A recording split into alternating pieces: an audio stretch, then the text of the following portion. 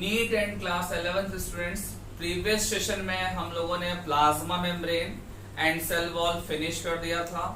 ठीक है, I hope आपको कोई प्रॉब्लम नहीं होगा। अगर कोई प्रॉब्लम है तो आप मेरे से पूछ सकते हैं मेरे व्हाट्सएप नंबर पे।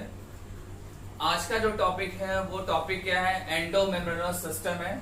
एंडोमेम्ब्रेनस सिस्टम आप सेल वॉल के जस्ट आगे एनसीईआरटी में देखेंगे तो आपको ये टॉपिक मिलेगा, एंडोमेम्ब्रेनस सिस्टम। प्रीवियस क्लास में दैट मीन्स कि नाइन्थ में भी ये चैप्टर है, सेल चैप्टर, बट आपने ये नेम आपको सुना नहीं होगा वहां पे। ये नेम आप फर्स्ट टाइम सुन रहे हैं और ये 11th में ही है। और एक्चुअली क्या है, एंडोमेम्ब्रेनस सिस्टम जो है सेल ऑर्गेनल्स का एक एसोसिएशन है। सेल ऑर्गेनल्स का एक एसोसिएशन है, बट सेल ऑर्गेनल्स कौन कौन से हैं यहाँ पे? इसमें जो फर्स्ट सेल ऑर्गेनल्स है वो आपका है एंडोप्लाज्मिक रेटिकुलम है। सेकेंड सेल ऑर्गेनल्स आपका क्या है, गोल्जी apparatus है। देन थर्ड जो सेल ऑर्गेनल्स है वो क्या है, लाइसोसोम्स है। एंड लास्ट वैक्यूल्स है। These are the components of endomembranous system. These are the components of endomembranous system. ये सारे के सारे सेल ऑर्गेनल्स किसके कंपोनेंट्स हैं? एंडोमेम्ब्रेनस सिस्टम के हैं। और ये जो टॉपिक है, जैसे मैं स्टार्ट करूंगा, स्टार्ट करने से पहले मैं एक एग्जांपल बताऊंगा। वो एग्जांपल जो होगा इस टॉपिक को और अच्छे से समझने के लिए हेल्प करेगा। ठीक है, जो एग्जाम्पल है वो एग्जाम्पल एक्चुअली में पोस्ट ऑफिस का एग्जाम्पल है। और ये जो एग्जाम्पल आप जैसे ही फिनिश करेंगे तो आपको एंडोप्लाज्मिक रेटिकुलम और गोल्जी apparatus के फंक्शंस को समझना आसान हो जाएगा। जो इनका वर्किंग है, एंडोप्लाज्मिक रेटिकुलम और गोल्जी apparatus का जो वर्किंग है, मेरे स्टोरी या मेरे एग्जाम्पल से आपको इजीली समझ में आ जाएगा। ठीक है, तो पहले चलते हैं एग्जाम्पल पे। एग्जाम्पल समझिए, देन ये टॉपिक मैं स्टार्ट करूंगा, इसके बेसिक्स स्टार्ट करूंगा, देन इसके स्ट्रक्चर को बताऊंगा, देन फंक्शंस को मैं बताऊंगा। तो पहले आप पोस्ट ऑफिस की स्टोरी समझिए।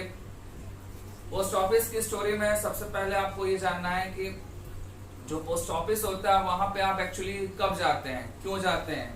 आपको अगर कोई लेटर अगर सेंड करना है किसी को, किसी रिलेटिव को, या कहीं ऑफिस में आपको एक लेटर सेंड करना है आपको, तो लेटर को आप क्या करते हैं, आप इनवेलप में डालते हैं। इनवेलप में डालने के बाद आप क्या करते हैं, आप पोस्ट ऑफिस जाते हैं, लेटर बॉक्स में डालते हैं, या आप रजिस्ट्री करते हैं या स्पीड पोस्ट करते हैं, तो उसके लिए टिकट्स लेने होते हैं। आप उतना अमाउंट पे करते हैं। देन क्या करता है, जो आपका पोस्ट मास्टर जो होता है, वो पोस्ट मास्टर जो है आपके इनवेलप को जो है वो सीरियल वाइज रखता है। ठीक है, और उसको कैटेगराइज कर लेता है कि ये दिल्ली का है या मुंबई का है। जिस प्लेस पे जाना है उसके अकॉर्डिंग वो कैटेगराइज करता है, और कैटेगराइज करके फिर उसको पार्सल के थ्रू भेजता है। देन वो डिफरेंट सिटीज में डिस्ट्रीब्यूट हो जाते हैं। इनवेलप डिफरेंट सिटीज के है ना, तो वो डिफरेंट सिटीज में क्या होंगे, वो उसको पार्सल के थ्रू भेज देंगे। देन वहां पे सपोज दैट मैंने लेटर भेजा था दिल्ली को, दिल्ली एम्स में भेजा मैंने अगर, तो वहां लेटर कैसे जाएगा, पहले वहां के हेड ऑफिस में जाएगा लेटर। फिर हेड ऑफिस, जो पोस्ट ऑफिस का हेड ऑफिस है, वहां से फिर वो जाएगा ब्रांच ऑफिस में। ब्रांच ऑफिस से फिर वो क्या होगा, वहां पे उसका शॉर्टिंग होगा। क्या होगा, शॉर्टिंग होगा।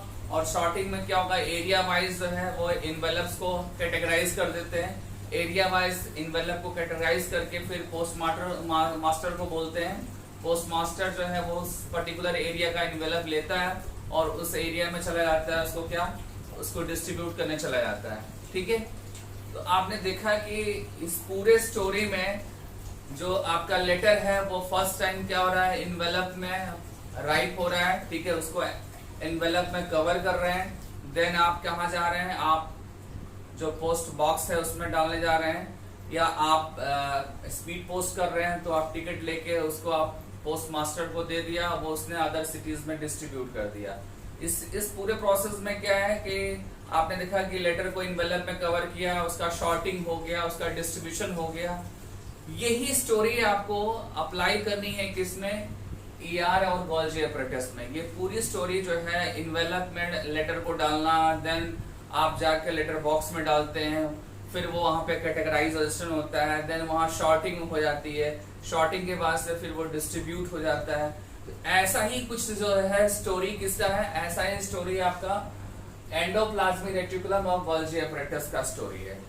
ठीक है, तो आई होप अब आपको ये टॉपिक स्टार्ट करने में क्या होगा, आसानी होगी, इजीली आप स्टार्ट कर सकते हैं। तो आइए चलते हैं, सबसे पहले हम स्टार्ट करते हैं एंडोमेम्ब्रेनस सिस्टम में ईआर को स्टार्ट करेंगे। बट एक बार आपको बता देता हूं कि endomembranes system includes ER, Golgi apparatus, lysosomes and vacuoles. ठीक है, ये जो है एक साथ कोऑर्डिनेट होके, एक साथ क्या होके कोऑर्डिनेट होके और क्या करते हैं, एक पर्टिकुलर फंक्शन को परफॉर्म करते हैं। जैसे कि मैंने जो आपको पोस्ट ऑफिस वाला एग्जांपल बताया, पोस्ट ऑफिस वाले एग्जांपल में मैंने क्या बताया कि लेटर एक पर्टिकुलर सिटी से जा रहा है और उसको पर्टिकुलर डेस्टिनी पे भेजना है, उसके लिए क्या है, उसको राइट कर रहे हैं, उसको फिर सॉर्टिंग कर रहे हैं, उसकी पैकेजिंग कर रहे हैं, उसको डिस्ट्रीब्यूट कर रहे हैं, उसको पार्सल कर रहे हैं, ये सारे स्टेप्स होते हैं। ठीक है ना, वैसे ही यहाँ पे भी है, यहाँ पे भी क्या है कि ईआर का कुछ अलग फंक्शन है, जीए का कुछ अलग फंक्शन है, लाइसोसोम्स का अलग फंक्शन है,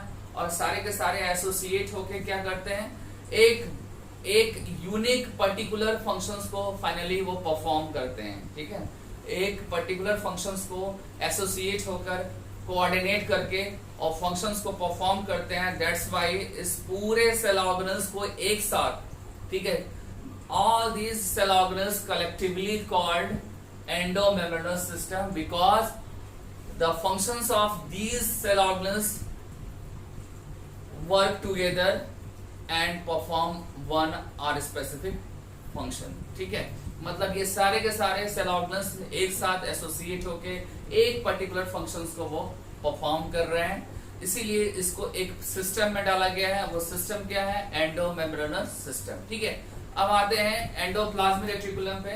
एंडोप्लाज्मिक रेटिकुलम जो है, सबसे पहले इसका पॉइंट जो आएगा वो ये आएगा कि इसको किसने ऑब्जर्व किया था फर्स्ट टाइम, तो इसको ऑब्जर्व किया था गार्डियन ने ऑब्जर्व किया था। गार्डियन एक साइंटिस्ट थे जिन्होंने लाइट माइक्रोस्कोप का यूज किया, और लाइट माइक्रोस्कोप का यूज करके जो है फर्स्ट टाइम इसको ऑब्जर्व किया। बट इसको कहाँ पे ऑब्जर्व किया था, इसको ऑब्जर्व किया न्यूरॉन्स में किया ऑब्जर्व। ठीक है, किसमें ऑब्जर्व किया, इसको न्यूरॉन्स में ऑब्जर्व किया, और न्यूरॉन्स में इसको इनिशियली क्या नेम दिया, एर्गेस्टोप्लाज्म दिया। क्या दिया, एर्गेस्टोप्लाज्म दिया। ठीक है, ये नेम आप फर्स्ट टाइम सुन रहे होंगे, बट आपको बता दूं कि ये न्यूरॉन्स में होते हैं। जब आप इस 11th फर्स्ट का जब आप सेकेंड लास्ट चैप्टर पढ़ेंगे न्यूरल कंट्रोल और कोऑर्डिनेशन, तो वहां पे न्यूरॉन का स्ट्रक्चर मिलेगा आपको, न्यूरॉन का स्ट्रक्चर मिलेगा। और न्यूरॉन के स्ट्रक्चर में क्या होता है, ये साइटोन होता है आपका, ये क्या होगा, साइटोन, और ये होगा आपका एक्सॉन। ठीक है, साइटोन में सेंटर में क्या होता है, न्यूक्लियस होता है। क्या होगा, सेंटर में न्यूक्लियस होगा, और न्यूक्लियस के सराउंडिंग क्या होते हैं, एंडोप्लाज्मिक रेटिकुलम होता है। क्या होता है, सराउंडिंग एंडोप्लाज्मिक रेटिकुलम होगा, और कॉन्सेंट्रिक मैनर में होगा। किस मैनर में होगा, कॉन्सेंट्रिक मैनर में होगा। और एंडोप्लाज्मिक रेटिकुलम में क्या होंगे, एक्चुअली राइबोसोम्स प्रेजेंट होंगे। यहाँ पे क्या है, राइबोसोम्स है, ईआर प्लस राइबोसोम्स। इसी को एक साथ हम क्या बोलते हैं, एर्गेस्टोप्लाज्म बोलते हैं। क्या बोलते हैं इसको, एर्गेस्टोप्लाज्म। ये जो आपको कॉन्सेंट्रिक मैनर में एंडोप्लाज्मिक रेटिकुलम विथ राइबोसोम्स दिख रहा है, इसी को इनिशियली हम क्या बोलते हैं, एर्गेस्टोप्लाज्म। और एर्गेस्टोप्लाज्म जो है ये किसने बताया, गार्डियन ने बताया। ठीक है, लाइट माइक्रोस्कोप यूज करके बताया। ठीक है, तो एर्गेस्टोप्लाज्म हम लोगों ने कहा रिपोर्ट किया, न्यूरॉन्स में रिपोर्ट कर लिया। ठीक है, ये क्या है, एक्चुअली में एंडोप्लाज्मिक रेटिकुलम और राइबोसोम्स का एसोसिएशन है, और जो न्यूरॉन्स में प्रेजेंट होते हैं, न्यूरॉन्स के साइटोन में होंगे ये प्रेजेंट। ठीक है, देन नेक्स्ट पॉइंट आते हैं। नेक्स्ट पॉइंट भी हिस्टोरिकल अकाउंट्स में आएगा। नेक्स्ट पॉइंट ये कि Porter, Claude and Fullman first time notice किया ईआर को, और किसके थ्रू नोटिस किया, इलेक्ट्रॉन माइक्रोस्कोप। आपको पता है कि लाइट माइक्रोस्कोप जो है वो ओल्ड वर्जन माइक्रोस्कोप है, बट जो इलेक्ट्रॉन माइक्रोस्कोप है वो आपका क्या है, एडवांस वर्जन है। इससे आप और ज्यादा ऑब्जेक्ट को मैग्नीफाई करके देख सकते हैं। ठीक है, उसमें रेजोल्यूशन आप बढ़ा सकते हैं, मैग्नीफाई कर सकते हैं, बिकॉज इलेक्ट्रॉन माइक्रोस्कोप जो है उसका रेजोल्यूशन और उसका मैग्निफिकेशन पावर हाई होता है। तो इससे जो है किसने देखा, आपको पोर्टर, क्लैड एंड फुलमैन ने देखा था, ठीक है। और देन उसके बाद पोर्टर ने एंडोप्लाज्मिक रेटिकुलम का जो नेम जो दिया वो किसने दिया, पोर्टर ने दिया name, the term endoplasmic reticulum given by Porter in 1953, ठीक है। ये लर्न करना चाहिए आपको, ठीक है। एनसीईआरटी में आप पढ़ेंगे तो ये हिस्टोरिकल अकाउंट्स में ज्यादा इंफॉर्मेशन नहीं है, बट मैंने आपको बता दिया कि स्टार्टिंग में लाइट माइक्रोस्कोप से ऑब्जर्व किया गया था, देन उसको इलेक्ट्रॉन माइक्रोस्कोप से ऑब्जर्व किया गया। इलेक्ट्रॉन माइक्रोस्कोप में मेजर जो नेम आता है वो है पोर्टर का नेम आएगा, और एंडोप्लाज्मिक रेटिकुलम जो टर्म है सबसे पहले किसने दिया, पोर्टर ने दिया। ये लाइन आपको लर्न करना होगा। देन आते हैं इसके ऑकरेंस पे, आते हैं इसकी लोकेशंस पे, आते हैं कि एक्चुअली में ये कहाँ पे प्रेजेंट होता है। तो ये जो है आपका एंडोप्लाज्मिक रेटिकुलम जो है ये आपके यूकैरियोटिक सेल्स में प्रेजेंट होते हैं। All it found all eukaryotic sales, ठीक है। जितने भी यूकैरियोटिक सेल्स होते हैं उसमें ये आपको मिलेगा endoplasmic reticulum, except one, that is a mature RBC. Mature RBCs में जो है एंडोप्लाज्मिक रेटिकुलम एब्सेंट होता है, ठीक है। और इसके पीछे ये रीजन है कि आरबीसी मैच्योर होने पे ज्यादा से ज्यादा वो ऑक्सीजन कैरी करना चाहता है, और ज्यादा ऑक्सीजन कैरी करने के लिए सेल ऑर्गेनल्स को डिजेनरेट कर देता है। And here endoplasmic reticulum is also cell organelles, तो ये भी क्या होगा, यहाँ पे डीजनरेट होगा, और डीजनरेट हो जाएगा तो आप कह सकते हैं कि मैच्योर आरबीसी में एंडोप्लाज्मिक रेटिकुलम एब्सेंट होगा। तो सो दैट मेरा जो थर्ड पॉइंट वो कंप्लीट हो रहा है, थर्ड नहीं है ये फोर्थ पॉइंट है, found in all eukaryotic cells except mature RBCs, ठीक है। नेक्स्ट पॉइंट ये है कि इस पूरे के पूरे साइटोप्लाज्म में स्कैटर्ड फॉर्म में प्रेजेंट होता है ये, ठीक है ना। ER often occupies most of the cytoplasm। जैसे सपोज दैट ये सेल है और सेल का ये न्यूक्लियस है, न्यूक्लियस के सराउंडिंग जो एरिया है ये क्या है, साइटोप्लाज्म है। इस साइटोप्लाज्म में ये स्कैटर्ड फॉर्म में होगा, इसका एक सेंट्रलाइज पोजीशन नहीं होगी, ये स्कैटर्ड मैनर में डिस्ट्रीब्यूटेड होते हैं। और जब आप कंपेयर करते हैं किससे, गोल्जी अपैरेटस से कंपेयर करते हैं, तो गोल्जी अपैरेटस में जस्ट अपोजिट है। गोल्जी अपैरेटस एक पर्टिकुलर लोकलाइज रीजन में होता है, बट ये जो होता है ये कैसा होता है, ये स्कैटर्ड मैनर में होता है, ठीक है। और इसका अमाउंट वेरी करता है, एंडोप्लाज्मिक रेटिकुलम का अमाउंट जो है वो वेरी करता है, सेल टू सेल वेरी करेगा। कुछ सर्टेन ऐसे सेल्स होते हैं जहां पे फ्यू एंड स्मॉल अमाउंट में होंगे ये, ठीक है ना। कुछ होंगे लाइक आपका एडिपोसाइट्स है, एडिपोसाइट्स में ये थोड़े होंगे, बट आप जब हिपैटोसाइट्स में लीवर सेल्स की बात करेंगे, पैंक्रियाटिक सेल्स की बात करेंगे, फाइब्रोब्लास्ट की बात करेंगे, तो यहाँ पे जो है अबेंडेंट अमाउंट्स में होते हैं, ठीक है। अबेंडेंट अमाउंट्स में होते हैं, बट कॉम्प्लेक्स भी होते हैं, क्योंकि इसका जो फॉर्मेशन है या इसका डिस्ट्रीब्यूशन वो थोड़ा वाइड हो जाता है, तो ये कॉम्प्लेक्स हो जाते हैं। क्या हो जाते हैं, कॉम्प्लेक्स हो जाते हैं, ठीक है। देन आते हैं इसका एक और पॉइंट है कि ये जो आपका एंडोप्लाज्मिक रेटिकुलम है ये स्ट्रिएटेड मसल्स में इसका नेम चेंज हो जाता है। स्ट्रिएटेड मसल्स में, in striated muscles cells SER, that means smooth endoplasmic reticulum, अभी इसको मैं डिफाइन करूंगा, smooth endoplasmic reticulum known as SR। आप इसको S को हटा दीजिए, आप सिंपली ये पढ़िए, in striated muscle cells ER known as SR। ER का मीनिंग हो गया एंडोप्लाज्मिक रेटिकुलम, एंडोप्लाज्मिक रेटिकुलम जो ऑलरेडी नोन है, आप जानते हो। और SR का जो मीनिंग है वो क्या है, सार्कोप्लाज्मिक रेटिकुलम। क्या है, सार्कोप्लाज्मिक रेटिकुलम, ठीक है। तो सिंपली आपको ये याद रखना है कि जब आप मसल सेल्स में बात डिस्कस करेंगे ER को, तो मसल सेल्स में इसका नेम चेंज हो जाता है। मसल सेल्स में इसको क्या बोलते हैं, SR बोलते हैं, दैट मींस सार्कोप्लाज्मिक रेटिकुलम बोलते हैं, ठीक है। तो ये आपके क्या हो गए, कुछ बेसिक इंफॉर्मेशन हो गए। अब इसके बाद हम क्या पढ़ने वाले हैं, हम इसके बाद बहुत सारे इंफॉर्मेशन पढ़ने वाले हैं और देन कंपोजिशन पढ़ेंगे, कंपोजिशन ऑफ ईआर की बात करेंगे हम, देन हम बात करेंगे, डिस्कस करेंगे फंक्शन की बात करेंगे, क्लासिफिकेशन की बात करेंगे ईआर की। ये हमारा आगे का जो पॉइंट्स होगा। एक इंपॉर्टेंट लाइन है एंडोप्लाज्मिक रेटिकुलम को लेकर। Endoplasmic reticulum is actually single membranous cell organelles, single membranous cell organelles. That means कि इसमें जो मेम्ब्रेन होगा वो सिंगल होगा। आप अगर कंपेयर करेंगे माइटोकॉन्ड्रिया और क्लोरोप्लास्ट से, तो माइटोकॉन्ड्रिया और क्लोरोप्लास्ट में क्या है, डबल मेम्ब्रेन है। But endoplasmic reticulum, Golgi apparatus, lysosomes और एंड वैक्यूल्स, इनमें क्या है, मेम्ब्रेन सिंगल है। तो ये इंपॉर्टेंट लाइन है कि सिंगल मेम्ब्रेनस सेल ऑर्गेनल्स है एंडोप्लाज्मिक रेटिकुलम। ठीक है, देन आते हैं कि इसकी ओरिजिन कहाँ से होती है। आप जब एनसीईआरटी रीड करेंगे तो एनसीईआरटी में एक लाइन मेंशन है कि they are extensive and continuous with the outer membrane of the nucleus. ये लाइन एनसीईआरटी की है और इस लाइन का मीनिंग यह है कि जब भी आप देखेंगे तो ये जो एंडोप्लाज्मिक रेटिकुलम है, ये एंडोप्लाज्मिक रेटिकुलम न्यूक्लियर मेम्ब्रेन से कनेक्टेड है।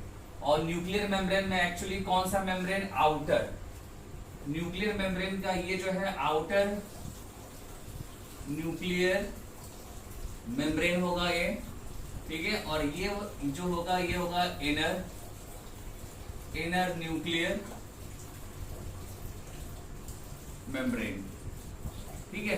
तो ये इनर और आउटर है, आउटर से कनेक्टेड है आपका क्या, आउटर से कनेक्टेड है एंडोप्लाज्मिक रेटिकुलम। सो दैट जो एनसीईआरटी की लाइन है, they are extensive and continuous with the outer membrane of nucleus, ठीक है। ये लाइन इसीलिए मेंशन है एनसीईआरटी में।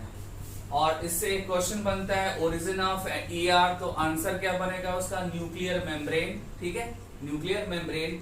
और एक और इंफॉर्मेशन है कि ईआर को अगर क्लासिफाई करते हैं और क्लासिफिकेशन के बाद आप रफ एंडोप्लाज्मिक रेटिकुलम डिस्कस करते हैं, तो रफ एंडोप्लाज्मिक रेटिकुलम का जो स्पेशलिटी है वो ये है कि उसके अंदर राइबोसोम्स प्रेजेंट होते हैं। रफ एंडोप्लाज्मिक रेटिकुलम के सरफेस पे क्या होगा, राइबोसोम्स होगा। मैं आगे इसको अभी क्लासिफाई करके फिर डिटेल बताऊंगा, बट अभी यहाँ पे एक पॉइंट है जो मैं कोरिलेट कर रहा हूँ। वो पॉइंट क्या है कि रफ एंडोप्लाज्मिक रेटिकुलम जब आप देखेंगे तो वो आपके न्यूक्लियर मेम्ब्रेन से कनेक्टेड होगा। और न्यूक्लियर मेम्ब्रेन के आउटर सरफेस पे क्या आपको दिखेगा, यहाँ पे रेड जो मैंने डॉट्स बनाए हैं, रेड डॉट्स के एक्चुअली में राइबोसोम्स है। ये क्या है, राइबोसोम्स है। और ये जहां पे भी राइबोसोम्स आपको दिखेगा वो एरिया जो होगा एंडोप्लाज्मिक रेटिकुलम का, वो कौन सा होगा, रफ एंडोप्लाज्मिक रेटिकुलम होगा। क्योंकि रफ एंडोप्लाज्मिक रेटिकुलम जो है वो डिफाइन होता है राइबोसोम से। अगर राइबोसोम एसोसिएट है, दैट मींस कि वो ईआर का जो पार्ट होगा वो क्या होगा, रफ एंडोप्लाज्मिक रेटिकुलम।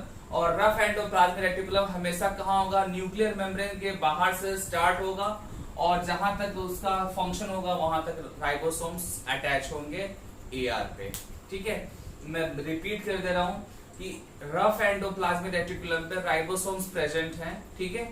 जब आप nuclear membrane, outer nuclear membrane की बात करते हैं तो वहां पर भी क्या है, राइबोसोम्स है। इसका मीनिंग ये है कि जो ईआर है वो स्टार्ट हो जाता है आउटर न्यूक्लियर मेम्ब्रेन से, ठीक है।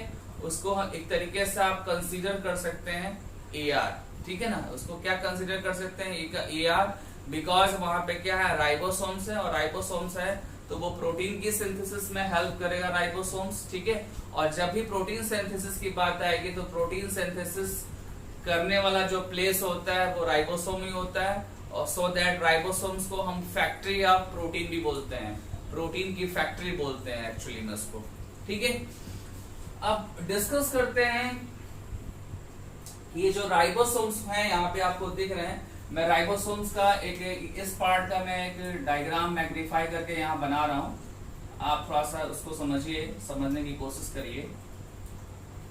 सपोज दैट ये क्या है आपका, ये ब्लू जो लाइंस है, सपोज दैट आउटर, ये आपका आउटर न्यूक्लियर मेम्ब्रेन है। मैं यहाँ मेंशन कर रहा हूँ आउटर न्यूक्लियर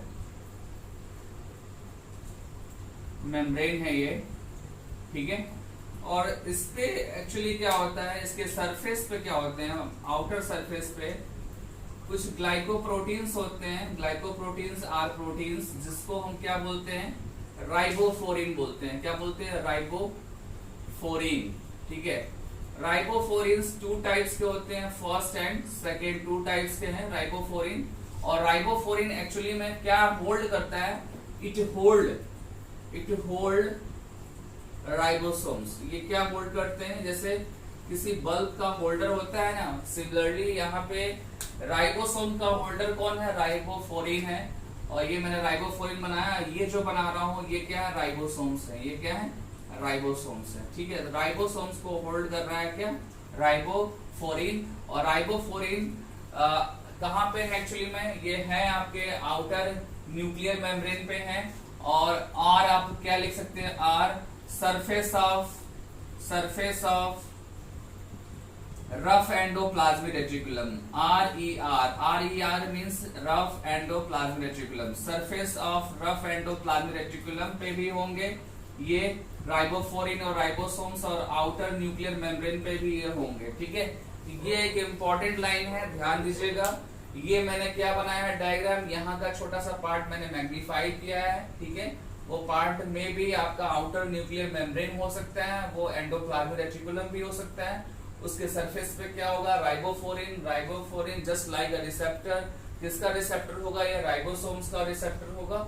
ठीक है, तो ये आपका हो गया ER का कुछ और इंफॉर्मेशन हो गया। अब नेक्स्ट जो इंफॉर्मेशन है वो ER का ये है कि जब ER आप देखेंगे किसी भी सेल में, तो सेल के टाइप पे डिपेंड करेगा कि ER किस तरीके से का फॉर्मेशन हुआ है या अरेंजमेंट कैसा है। अगर ज्यादा वाइड स्प्रेड होगा दैट मीन्स कि वहां पे प्रोटीन की रिक्वायरमेंट ज्यादा है, लिपिड की रिक्वायरमेंट ज्यादा है, because endoplasmic reticulum synthesize protein and lipids. तो जहां पे ज्यादा डेवलप मिलेगा, जहां पे प्रोमिनेंट मिलेगा एंडोप्लाज्मिक रेटिकुलम, वहां पे प्रोटीन और लिपिड की रिक्वायरमेंट्स होगी, उस पर्टिकुलर सेल्स के अंदर रिक्वायरमेंट्स होगी। या अदर में भी वो सेंड करते हैं बाहर की तरफ भी सिक्रीट करके, और ये अपने मटेरियल को, प्रोटीन और लिपिड्स को दूसरे सेल्स में भी डिस्ट्रीब्यूट करते हैं। वो एक अलग प्रोसीजर है।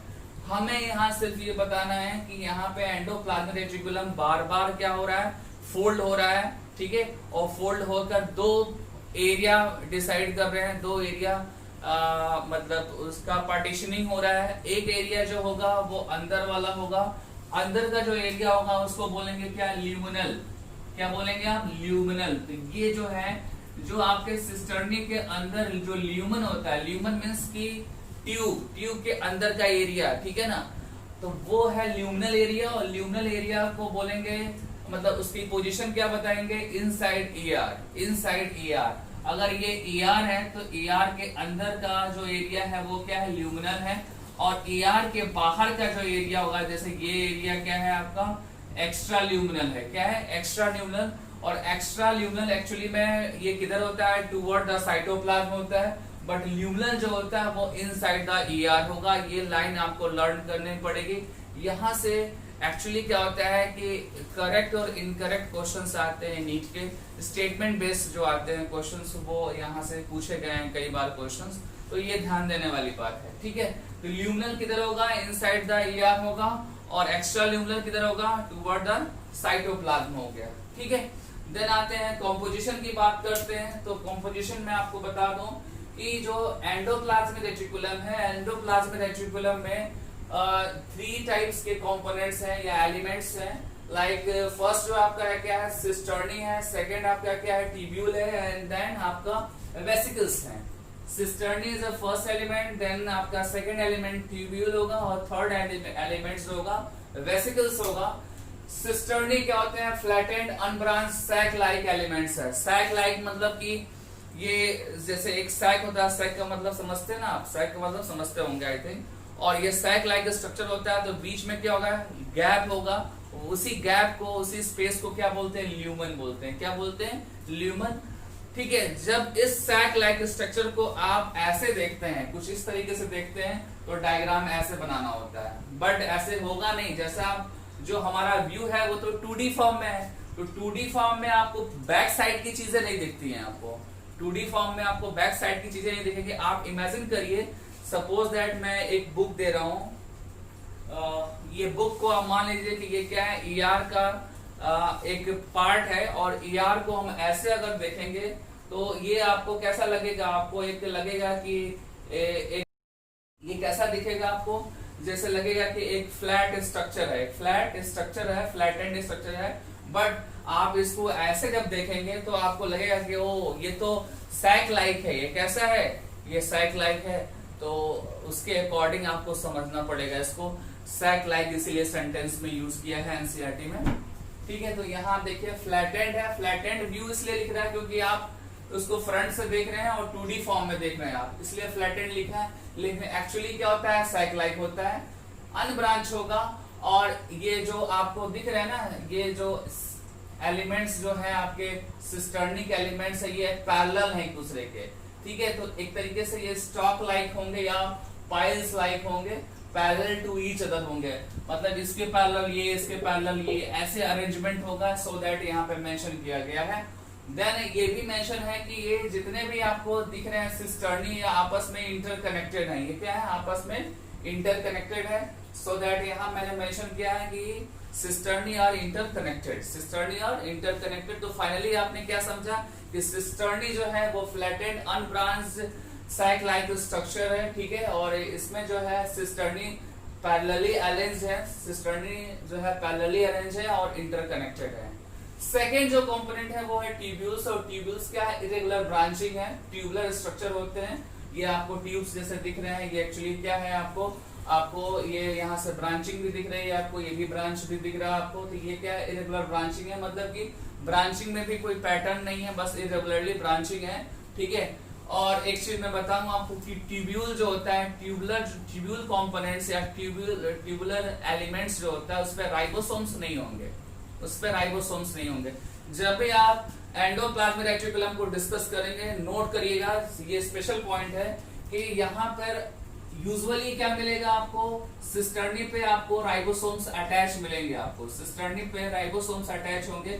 बट ये जो ट्यूब्यूल्स और वेसिकल्स है, ये फ्री फ्रॉम राइबोसोम्स है, फ्री फ्रॉम राइबोसोम्स इसको लिखेगा, क्योंकि इस पे राइबोसोम्स अटैच नहीं होते हैं। इस पे भी नहीं होगा राइबोसोम, इस पे भी नहीं राइबोसोम्स होगा, ओनली राइबोसोम्स कहाँ होंगे, सिस्टर्नी में होंगे। ये लाइन आगे इसका एप्लीकेशन भी है, जब मैं क्लासिफिकेशन करूंगा एंडोप्लाज्मिक रेटिकुलम का तो आपको इसका एप्लीकेशन भी मिलेगा, ठीक है। तो ये हमेशा दिमाग रखना है कि सिस्टर्नी होगा तो ज्यादातर केसेस में क्या होगा, आपको राइबोसोम्स मिलेगा। लेकिन जब ट्यूब्यूल होगा तो ज्यादातर केसेस में आपको राइबोसोम्स नहीं मिलेगा, मतलब होगा ही नहीं। ट्यूब्यूल जहां होगा वहां राइबोसोम होगा ही नहीं। सिस्टर्नी में पॉसिबिलिटी है कि राइबोसोम हो या ना हो, लेकिन मोस्ट ऑफ केसेस में क्या होगा, राइबोसोम्स प्रेजेंट होगा सिस्टर्नी केस में, ठीक है। तो ये आपका कॉम्पोजिशन हो गया डिस्कस। अब इसके बाद से हम क्या करेंगे, क्लासिफाई करेंगे और फंक्शंस को बताएंगे, ठीक है। Types of endoplasmic reticulum start करने से पहले एक जो पॉइंट आपका छूट रहा है उसको मैं कनेक्ट कर दूं। जो थर्ड आपका एलिमेंट था ईआर का, ईआर की कंपोजिशन में हम लोगों ने सिस्टर्नी पढ़ा था, हम लोगों ने ट्यूब्यूल्स पढ़ा था, और थर्ड जो था वो वेसिकल्स था। वेसिकल ये पॉइंट आपका छूट रहा था, वो पॉइंट मैं आपको बता दूं कि वेसिकल्स जो है वो एक राउंडेड स्फेरिकल स्ट्रक्चर होते हैं जो पिंच ऑफ होते हैं ईआर से। ईआर का जो सिस्टर्नी है वहां से पिंच ऑफ होते हैं। मैं रिपीट कर रहा हूँ सेंटेंस को कि जो आपके वेसिकल्स हैं वो क्या है, circular Oval bag like structure हैं, और वो पिंच ऑफ होते हैं, मतलब कि बर्ड के फॉर्म में वो डिटैच होते हैं, बर्ड के फॉर्म में डिटैच होते हैं सिस्टर्नी से। सिस्टर्नी अगर सपोज दैट कहीं पे सिस्टर्नी डायग्राम आपका मेंशन है तो वहां से ये जो पार्ट है एक क्या होगा, यहाँ से ब्रेक होगा, डिटैच होगा, ठीक है, और ऐसे ये बना लेगा, ये आपका होगा वेसिकल्स, ठीक है ना। ये आपका थर्ड एलिमेंट्स था। अब आते हैं, स्टार्ट करते हैं आपका क्या, एंडोप्लाज्मिक रेटिकुलम। और एंडोप्लाज्मिक रेटिकुलम में मैं बता दूं कि सबसे पहले कि इसके नेम जानिए, क्या है नेम। इसके दो टाइप हैं, दोनों टाइप के नेम क्या है, smooth endoplasmic reticulum and rough endoplasmic reticulum, ठीक है। मैंने यहाँ पर मेंशन भी कर रखा है SER means smooth endoplasmic reticulum and RER means rough endoplasmic reticulum. दोनों की जो स्पेशलिटी है मैं पहले बता दूं कि ये जो स्मूथ एंडोप्लाज्मिक रेटिकुलम है ये लिपिड और लिपिड लाइक मॉलिक्यूल्स बनाता है। ये क्या बनाता है? लिपिड सिंथेसाइज करेगा या लिपिड लाइक मॉलिक्यूल्स बनाएगा, ठीक है। और लिपिड लाइक मॉलिक्यूल्स में क्या है? स्टेरॉयडल हार्मोन्स है। क्या है? स्टेरॉयडल हार्मोन्स और सेक्स हार्मोन्स, ठीक है।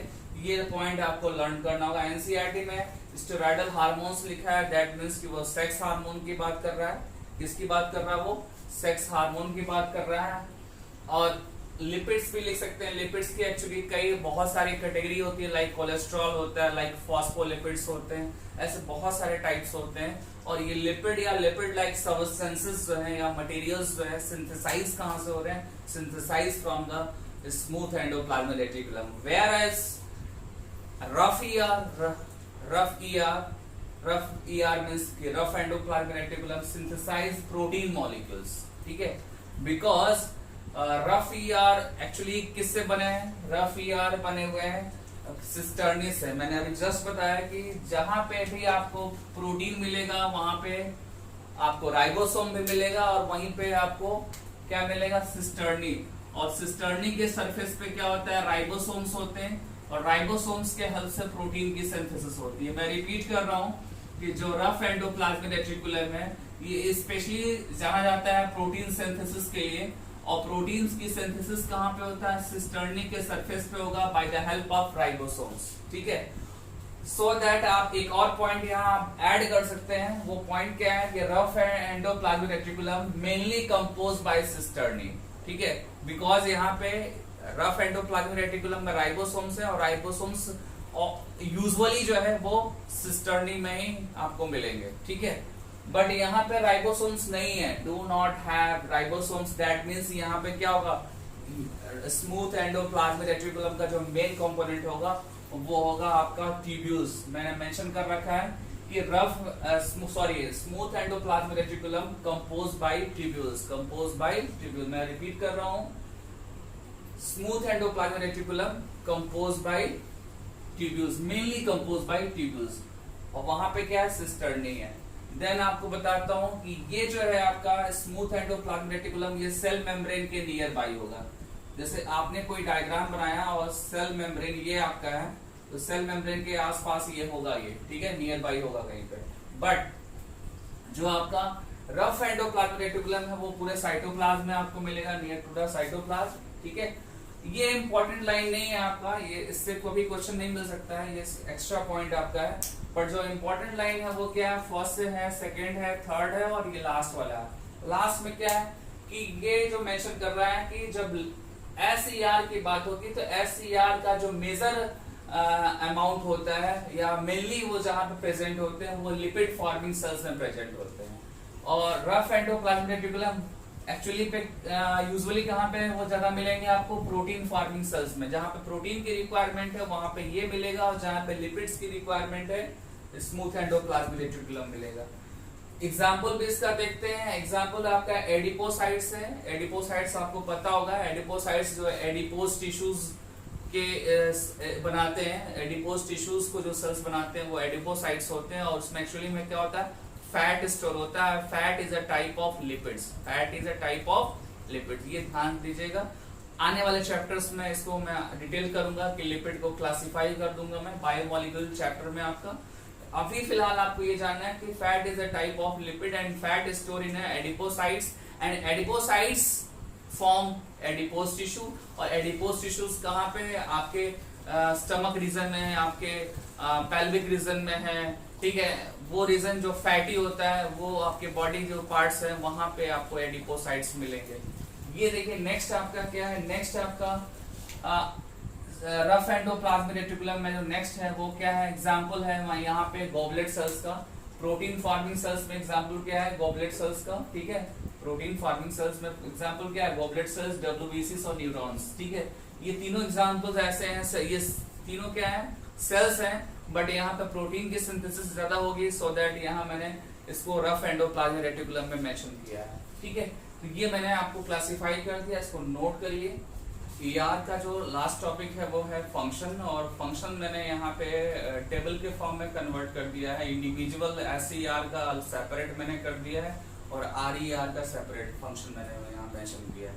और ये फंक्शन जो है एक्स्ट्रा है, एनसीईआरटी से एक्स्ट्रा है, बट आप जब एमसीक्यू सॉल्व करेंगे तो आपको थोड़ा बहुत एक्स्ट्रा वाले आपको क्वेश्चन मिलेंगे, तो उनके सॉल्व करने के लिए मैंने ये थोड़ा एक्स्ट्रा बता दिया है। और थोड़ा इंटरेस्टिंग भी है, ये ऐसा टॉपिक है जिससे आपका माइंडसेट साइकोलॉजी को लेकर बहुत अच्छा हो जाता है, ठीक है ना। सो दैट ये सारी पॉइंट्स आपको पढ़ने चाहिए। आई थिंक इससे भी ज़्यादा हम लोगों ने अपने टाइम पे पढ़ा था, क्योंकि उस टाइम पे ज़रूरत थी, ठीक है। अभी भी ज़रूरत है और इंटरेस्टिंग है, ठीक है।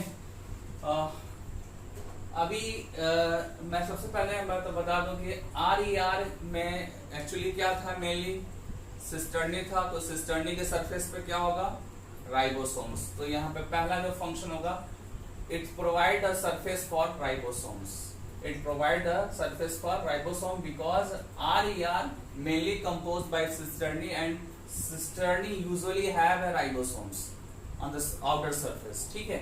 ये पॉइंट आपका क्लियर है। यहाँ पे राइबोसोम्स नहीं है, आपको पता है कि SER क्या है आपका, स्मूथ एंडोप्लाज्मिक रेटिकुलम, और स्मूथ एंडोप्लाज्मिक रेटिकुलम में राइबोसोम्स नहीं होंगे, ठीक है। और यहाँ पे मेनली क्या होता है, यहाँ पे जो उसका मेन एलिमेंट्स जो है या उसका कॉम्पोजिशन है वो क्या है, ट्यूब्यूल्स से बना हुआ है। Only smooth endoplasmic reticulum composed bye tubules, ठीक है। आइए नेक्स्ट पॉइंट पर। नेक्स्ट पॉइंट है कि जो राइबोसोम्स जहाँ पे है वहां पे प्रोटीन सिंथेसिस भी होगा। दैट मींस कि ये सरफेस प्रोवाइड कर रहा है, RER provide a surface for protein synthesis. यहाँ पे वो अपोजिट है, यहाँ क्या कर रहा है, ये लिपिड के सिंथेसिस के लिए सरफेस प्रोवाइड कर रहा है। देन यहाँ पे देखिए आपका ये जो स्मूथ ER के फॉर्मेशन के लिए भी रिस्पॉन्सिबल है। मतलब ये है कि जो आपका SER है, SER जो है ये किससे एक्चुअली फॉर्म होता है, ये फॉर्म होता है RER से। When RER detach ribosomes, such type of ER is known as smooth ER। जब आप रफ ER से राइबोसोम्स को डिटैच कर देंगे लाइक दैट। एग्जांपल देखिए आप, सपोज दैट ये सिस्टर्नी है या ट्यूब्यूल है, सिस्टर्नी को कंसीडर कर लीजिए, और यहाँ पे राइबोसोम अटैच है। दैट मीन्स कि ये क्या हो जाएगा आपका, ये हो जाएगा रफ ER हो जाएगा। और जब ये डिटैच हो जाएगा तो ये क्या हो जाएगा, स्मूथ ER हो जाएगा। क्या हो जाएगा, स्मूथ ER। लेकिन आपको कंफ्यूजन हो रहा होगा कि सर ने बोला है कि स्मूथ ER में तो ट्यूब्यूल होते हैं। तो आपको मैं बता दूं कि सब एक दूसरे से फॉर्म होते हैं, कोई न्यू और सेपरेट पोजीशन नहीं है किसी के फॉर्मेशन के लिए, आइदर सिस्टर्नी हो या ट्यूब्यूल्स हो, ठीक है। तो कंफ्यूज होने की जरूरत नहीं है यहाँ पे, ठीक है। तो जब राइबोसोम एब्सेंट होगा तो क्या मानेंगे उसको, स्मूथ ER मानेंगे, कंसीडर करेंगे। देन नेक्स्ट आते हैं synthesis of enzyme precursors. Enzymes आप जानते हो, enzymes is actually biocatalyst. Enzymes क्या है, बायोकैटलिस्ट। और प्रीकर्सर का मीनिंग है initial molecules. Precursor means initial molecules, मतलब कि एंजाइम जिससे फॉर्म होगा उसका इनिशियल मॉलिक्यूल्स कौन बनाएगा, रफ ER बनाएगा, ठीक है। एंजाइम फॉर्मेशन का जो इनिशियल प्रीकर्सर मॉलिक्यूल्स जो है वो कौन बनाएगा, रफ ER बनाएगा, ठीक है। मोस्टली आपको पता है कि एंजाइम्स प्रोटीन नेचर के होते हैं, इसलिए यहाँ पे ये जस्टिफाइड जो है आपका स्टेटमेंट है, ठीक है। जब भी कोई एंजाइम्स आप देखेंगे तो उसमें मोस्टली आपको क्या मिलेगा, एंजाइम का जो बायोकेमिकल नेचर होगा वो प्रोटीन होगा, और any protein synthesized from the rough ER, ठीक है। सो दैट ये भी आपका पॉइंट क्लियर हो गया। देन आते हैं नेक्स्ट पॉइंट। यहाँ पे यहाँ आप देख रहे हो कि एक नया पॉइंट आपको दिख रहा है, ग्लाइकोजन मेटाबॉलिज्म, ठीक है। मतलब कि जो स्मूथ ER है, इंपॉर्टेंट है ये लाइन, ये वाली बहुत इंपॉर्टेंट है लाइन। ये पहले एम्स में यहाँ से क्वेश्चन बहुत पूछता था। ग्लाइकोजन क्या है, ग्लाइकोजन मेटाबॉलिज्म। आपने ये सुना होगा कि लीवर जो है, लीवर के अंदर जो है ग्लाइकोजन स्टोर होता है, लीवर के अंदर ग्लाइकोजन स्टोर होता है। और ग्लाइकोजन क्या एक्चुअली है glycogen is a polymer of glucose, ठीक है, is a polymer of glucose, ठीक है। जब एक्सेस ग्लूकोज होता है बॉडी में तो लीवर में ग्लाइकोजन के फॉर्म में कन्वर्ट होता है, और जब डिफिशियंसी होती है ग्लूकोज की तो ग्लाइकोजन का ब्रेकडाउन होता है। किसमें ब्रेकडाउन होगा, ग्लूकोज में होगा। मतलब ग्लूकोज से ग्लाइकोजन और ग्लाइकोजन से ग्लूकोज, ये जो कन्वर्जन है इसी को कलेक्टिवली हम क्या बोलते हैं, ग्लाइकोजन मेटाबॉलिज्म, जिसमें क्या होता है, फॉर्मेशन भी होता है, ब्रेकडाउन भी होता है। ये सिंपल होता है, ये क्या होगा आपका सिंपल मॉलिक्यूल होगा, ये होगा आपका कॉम्प्लेक्स मॉलिक्यूल्स। जब सिंपल से कॉम्प्लेक्स होगा, फॉर्म होगा तो उसको फॉर्मेशन बोलेंगे, और जब कॉम्प्लेक्स से सिंपल में कन्वर्जन होगा तो ब्रेकडाउन होगा, और इसको कलेक्टिवली हम क्या बोलेंगे, मेटाबॉलिज्म। ठीक है, क्या बोलेंगे, मेटाबॉलिज्म। और वैसे मैं बता दूं, मेटाबॉलिज्म के दो टाइप हैं, एनाबॉलिज्म होता है, एनाबॉलिज्म, और दूसरा होता है कैटाबॉलिज्म। ये समझिए थोड़ा सा। एनाबॉलिज्म में क्या होता है, फॉर्मेशन होता है, और कैटाबॉलिज्म में ब्रेक डाउन होता है। कैसे लर्न करेंगे, ब्रेक डाउन में ब्रेक करने की जरूरत है, कट करने की जरूरत है, और सी फॉर कट होता है, तो यहाँ सी फॉर कैटाबॉलिज्म होगा। आपको याद होना चाहिए, जब कोई चीज बड़ी चीज कट होगी तो वो सिंपल में कन्वर्ट होगी, दैट मीन्स कॉम्प्लेक्स सिंपल में हो जाएगा। और इसका अपोजिट जो है सिंपल कॉम्प्लेक्स में अगर होता है, दैट मीन्स कि वहां पे ज्वाइनिंग होगा, फॉर्मेशन होगा, तो वो जो प्रोसेस होगा उसको एनाबॉलिज्म बोलेंगे। और एनाबॉलिज्म और कैटाबॉलिज्म को एक साथ हम क्या बोलते हैं, मेटाबॉलिज्म। क्या बोलेंगे उसको एक साथ, कलेक्टिवली वी कॉल्ड मेटाबॉलिज्म। ठीक है, देन नेक्स्ट आपका पॉइंट है, बहुत बहुत बहुत इंपॉर्टेंट पॉइंट है आपका, मेम्ब्रेन फॉर्मेशन। आप जब भी सेल का डायग्राम बनाते हैं, ठीक है, सेल का डायग्राम बनाते हैं, तो ये क्या है आपका सेल मेम्ब्रेन है, इसको क्या बोलते हैं, सेल मेम्ब्रेन या प्लाज्मा मेम्ब्रेन बोलते हैं। और इस सेल मेम्ब्रेन में कोई भी अगर मॉलिक्यूल नया आएगा तो वो कहां से आएगा, वो आएगा RER से आएगा, या तो SER से आएगा। ठीक है, SER से आएगा, ठीक है, स्मूथ से आएगा या तो रफ से आएगा। Smooth endoplasmic reticulum lipid provide करेगा, और रफ एंडोप्लाज्मिक रेटिकुलम आपको प्रोटीन प्रोवाइड करेगा। और आपको मैंने प्रीवियस लेक्चर में बताया है कि जो प्लाज्मा मेम्ब्रेन्स होते हैं are cell membranes composed by lipids and protein.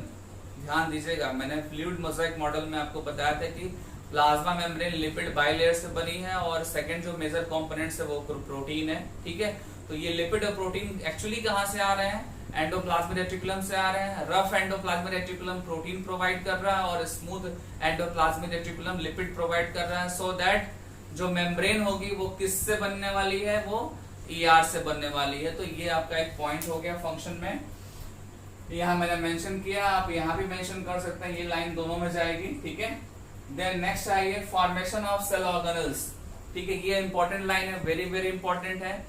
Lysosomes, मैं आपको बता दूं, लाइसोसोम्स, ठीक है, लाइसोसोम हुआ आपका और वैक्यूल्स हुआ, both are single membranous cell organelles, both are single membranous cell organelles, और both are originate from the SER, both are originate from the SER। ठीक है ना, तो ये आपको लर्न करना पड़ेगा कि सेल ऑर्गेनेल्स में लाइसोसोम और वैक्यूल्स एक्चुअली में ओरिजिनेट कहां से हो रहे हैं, फॉर्म कहां से हो रहा है, स्मूथ एंडोप्लाज्मिक रेटिकुलम से हो रहे हैं। ठीक है,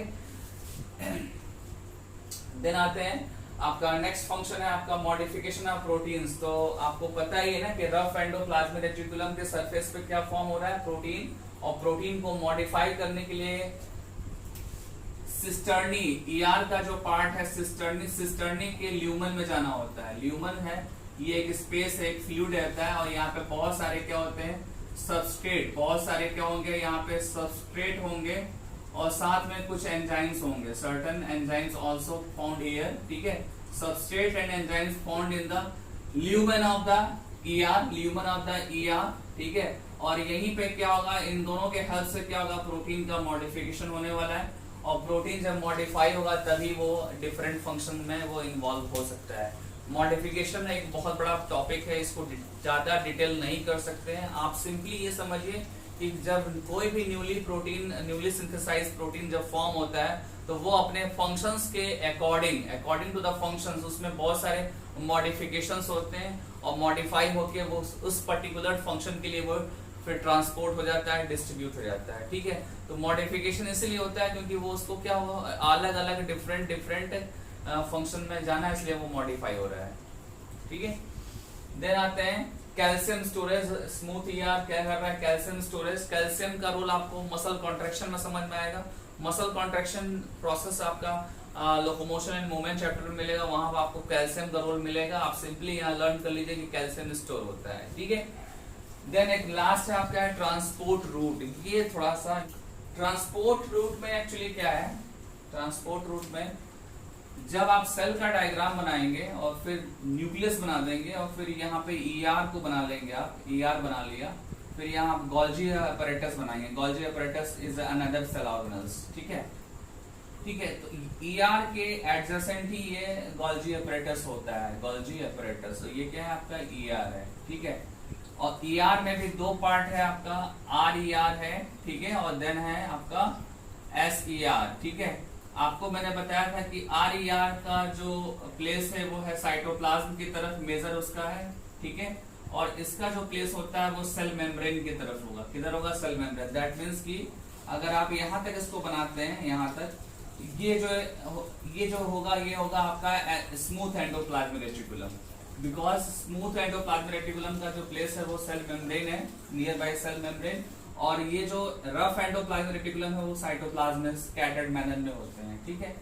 तो होता क्या है कि जब भी यहाँ पे रफ एंडोप्लाज्मिक रेटिकुलम पे जब भी कोई चीज यहाँ सिंथेसाइज होगी तो वो धीरे धीरे वो ऐसे जाती है इधर की तरफ, क्योंकि ये क्या होते हैं यहाँ पे सिस्टर्नी जो होंगे, रफ एंडोप्लाज्मिक रेटिकुलम की सिस्टर्नी जो होंगे वो इंटरकनेक्टेड होंगे और इस तरीके से वो मॉलिक्यूल्स जाएंगे कहाँ की तरफ? स्मूथ एंडोप्लाज्मिक रेटिकुलम की तरफ जाएंगे।